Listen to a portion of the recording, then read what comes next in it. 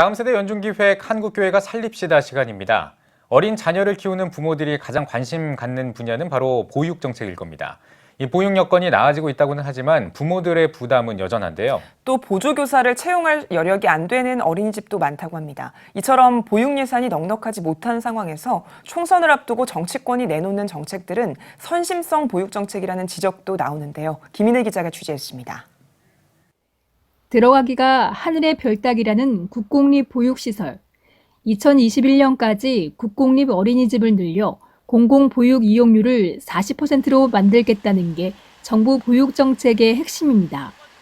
학부모들도 사립시설들의 회계비리, 학대 논란이 잇따르자 국공립 보육시설 확대가 가장 중요한 보육지원책이라고 입을 모으고 있습니다.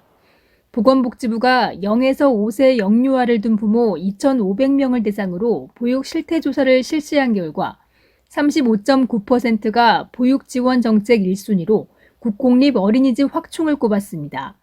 이어 보육교육기관의 서비스질 향상이 17.5%였으며 보육교육비 지원 단가 인상, 육아휴직제도 확대, 가정양육수당 인상, 유연근무제 확대 등이 뒤를 이었습니다. 영유아들은 두 돌이 되기 전부터 어린이집을 다닐 정도입니다. 첫 등원 시기는 2018년 기준 22.3개월, 6년 전과 비교하면 6개월이 빠릅니다. 유치원 이용 시기도 4살부터로 빨라졌습니다. 맞벌이 부부가 늘면서 그만큼 기관 이용이 보편적인 양육 형태로 인식되고 있기 때문입니다. 보육 예산 부족 문제도 여전합니다.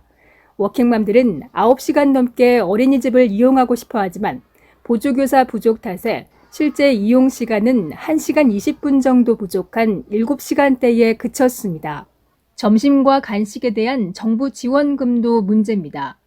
2009년부터 무려 11년 동안 1,745원이던 급식비 지원액이 올해 1,900원으로 155원 인상됐습니다. 하지만 오전, 오후로 나눠 먹는 간식비까지 포함돼 있어 현실성이 떨어진다는 지적입니다. 지방자치단체 지원금도 많게는 1,200원을 주는 곳도 있지만 아예 없는 곳도 많아 결국 자녀를 맡긴 부모들의 직접 부담은 계속 늘어날 수밖에 없는 상황입니다. 게다가 저출산의 영향으로 어린이집에 고정적으로 들어오는 수입이 줄어 현행 보육료가 실제 운영비를 충분히 반영하지 못하고 있다는 현장의 목소리가 높아지고 있습니다.